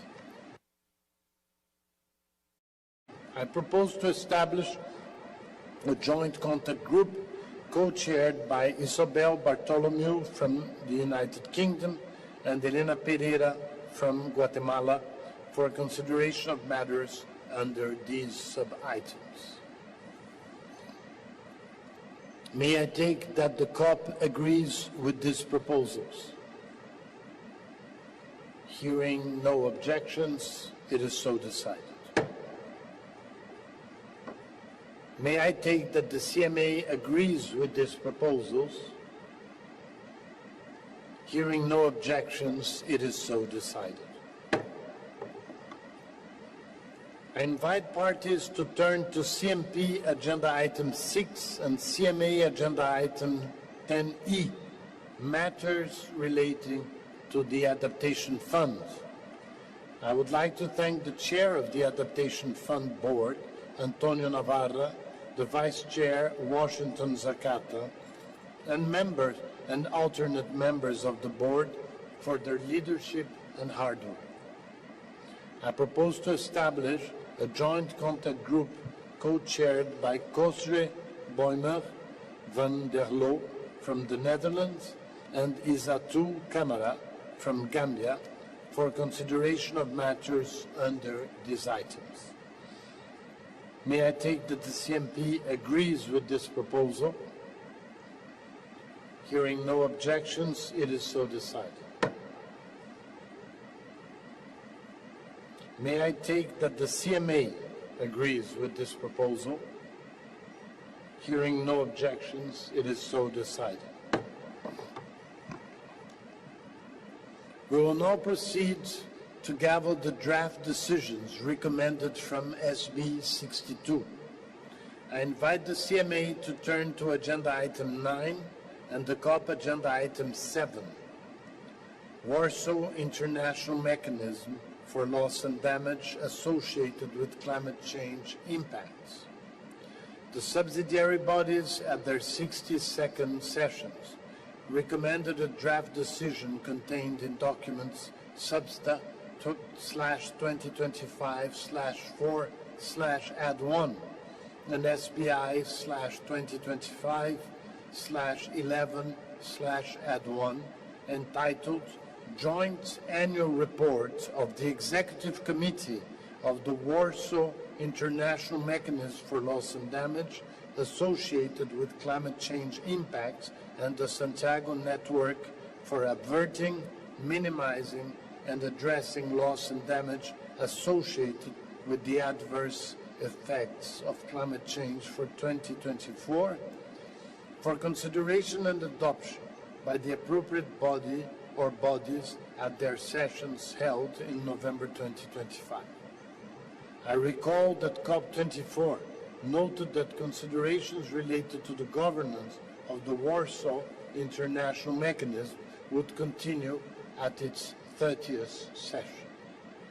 I invite the CMA to adopt the draft decision entitled Joint Annual Report of the Executive Committee of the Warsaw International Mechanism for Loss and Damage associated with climate change impact and the Santiago Network for averting, minimizing, and addressing loss and damage associated with the adverse effects of climate change for 2024, as recommended by SB 62 and contained in documents Substa/2025/4/add1 and SBI/2025/11/add1. Hearing no objections, it is so decided. I invite the COP to adopt the draft decision entitled Joint Annual Report of the Executive Committee of the Warsaw International Mechanism for Loss and Damage associated with climate change impact and the Santiago Network for averting, minimizing, and addressing loss and damage associated with the adverse effects of climate change for 2024, as recommended by SB 62 and contained in document Substa/2025/4/add1 and SBI/2025/11/add1. Hearing no objections, it is so decided. Further, under COP Agenda Item 7, the COP is invited to consider the matter of its authority over and guidance to the WIM. I propose that a senior member of my delegation conducts consultations on this matter. Hearing no objections, it is so decided. I now invite the COP to turn to Agenda Item 17A, Budgetary, Financial and Institutional Matters. The CMP to turn to Agenda Item 11, Administrative, Financial and Institutional Matters. And the CMA to turn to Agenda Item 17, Administrative, Financial and Institutional Matters. SBI 62 recommended the draft COP decision contained in document SBI/2025/11/add1 entitled Administrative, Financial and Institutional Matters. I invite the COP to adopt the draft decision entitled Administrative, Financial and Institutional Matters as recommended by SBI 62 and contained in document SBI/2025/11/add1. Hearing no objection, it is so decided.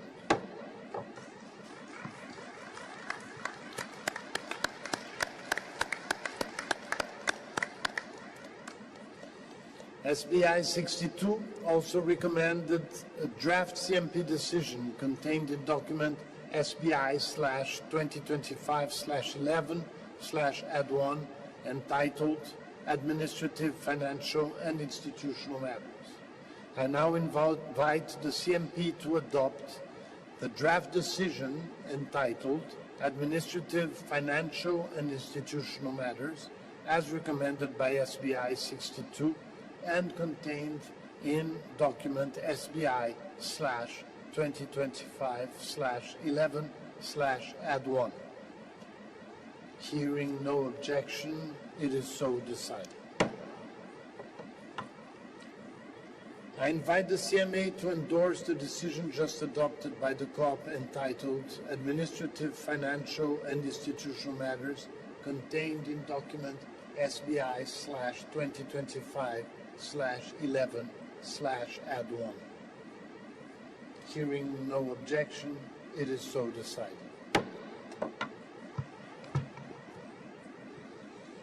I invite the COP to turn to sub-item 2D of the agenda, election of officers other than the President. I invite also the CMP and CMA to turn to agenda item 2B, election of additional officers. Vice President of the Bureau, Ms. Sara Gonzalez from the Dominican Republic, has begun consultations on the election of officers to bodies under the Convention, the Kyoto Protocol, and the Paris Agreement on my behalf. I thank Vice President Gonzalez for the work undertaken so far, and I propose that she continues the consultations to finalize the nominations. In accordance with established practice, confirmed nominees to the Bureau will be invited to attend meetings of the Bureau as observers until the elections have taken place. Parties will note that women currently comprise 43% of the membership of Convention, Kyoto Protocol, and Paris Agreement bodies. I urge parties to nominate men and women with a view to achieving the goal of gender balance. In light of the number of outstanding nominations for a large number of officers under the Convention, the Kyoto Protocol, and the Paris Agreement bodies, including for many constituted bodies entrusted with important technical work, I urge parties to intensify efforts to transmit the remaining nominations by the deadline of 8 p.m. Belém Standard Time on Saturday, November 15. I propose to return to this item at the closing plenaries of the COP, the CMP, and the CMA. Hearing no objections, it is so decided.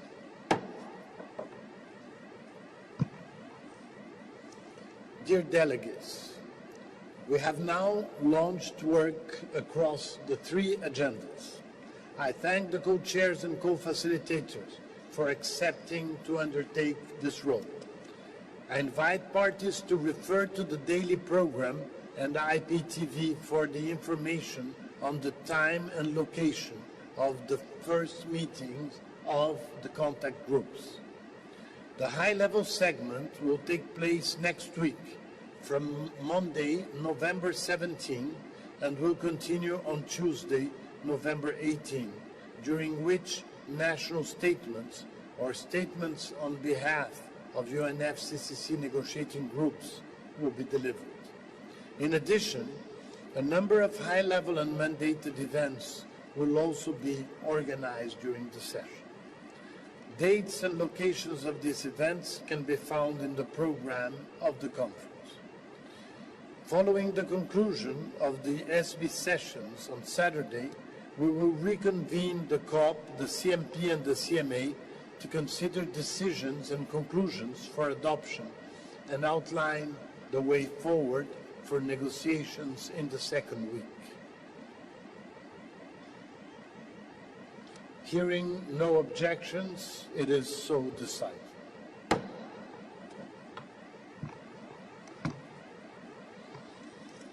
Delegates, this brings us to the end of the first meetings of the COP, the CMP, and the CMA.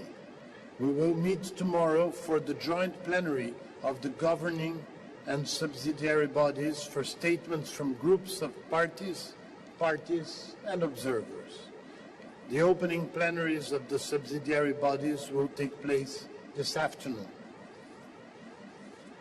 I would like to thank the interpreters for their understanding and working extra time. Thank you very much.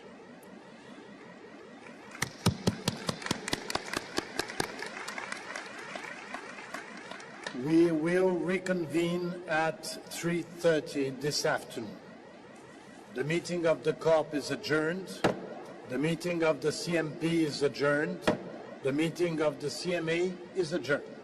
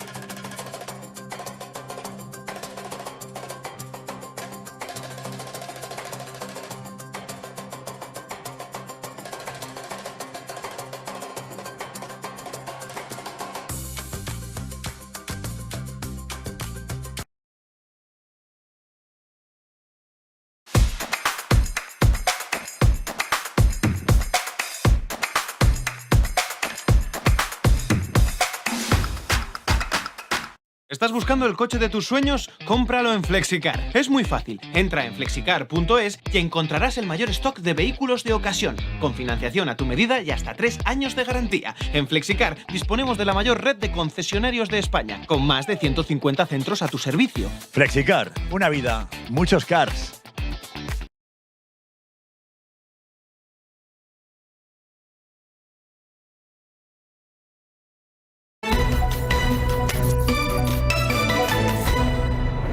Olá, muito bom dia. Está no ar o CNN Newsroom, um jornal para te deixar atualizado sobre tudo que vai ser notícia neste sábado, 8 de novembro. Eu sou Juliana Lopes e vamos juntos com as principais informações do Brasil e do mundo.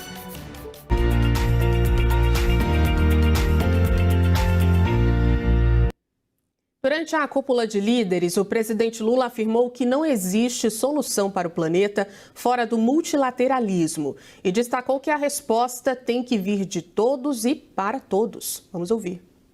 Ainda há tarefas pendentes a serem concluídas pela ação multilateral. É crucial definir metodologias melhores para contabilizar o financiamento climático. O comércio internacional requer regras ambientais que sejam equitativas e decididas coletivamente. Os bancos multilaterais precisam ser maiores, melhores e mais eficazes. A proposta de criação de um Conselho do Clima, que já tive a oportunidade de apresentar ao G20 e à Assembleia Geral da ONU, é uma forma de dar ao desafio da implementação a estatura política que merece. Faço um chamado a todos vocês. Não existe solução